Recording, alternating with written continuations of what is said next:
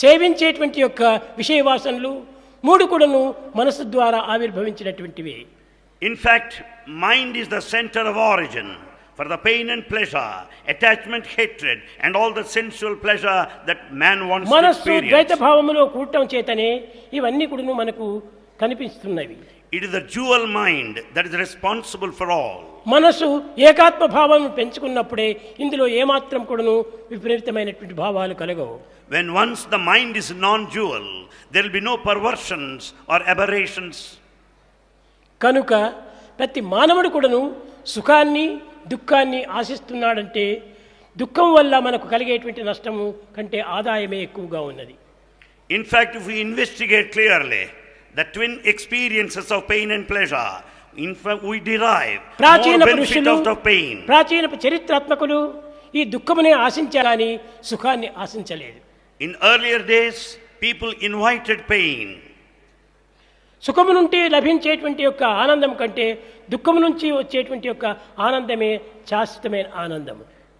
The bliss that you attain towards the culmination of sadness is permanent when compared to that of happiness. మనం దుఃఖాన్ని ఏమాత్రము విమర్శించరాదు.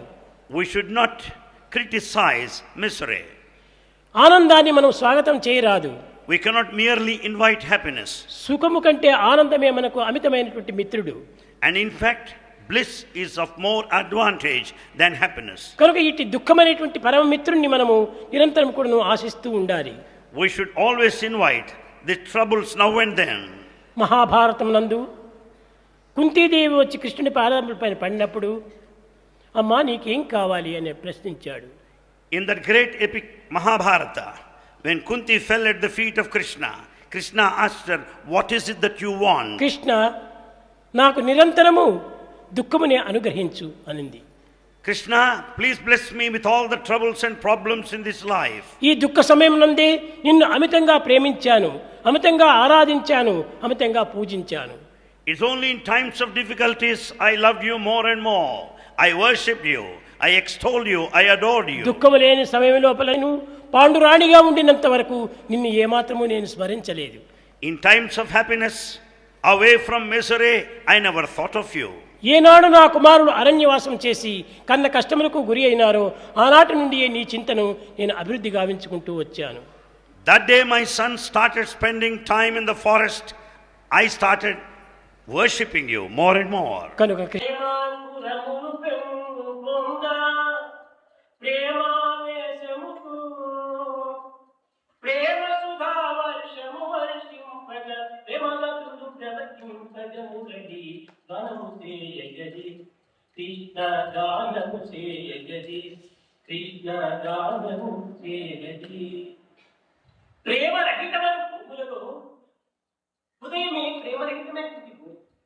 Human heart is something like a barren land without love.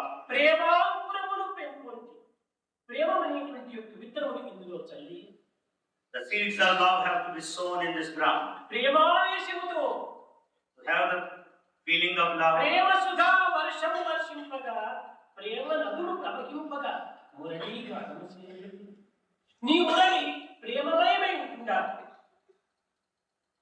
Your flute is full of love. Let there be rain of love. Let there be rivers of love.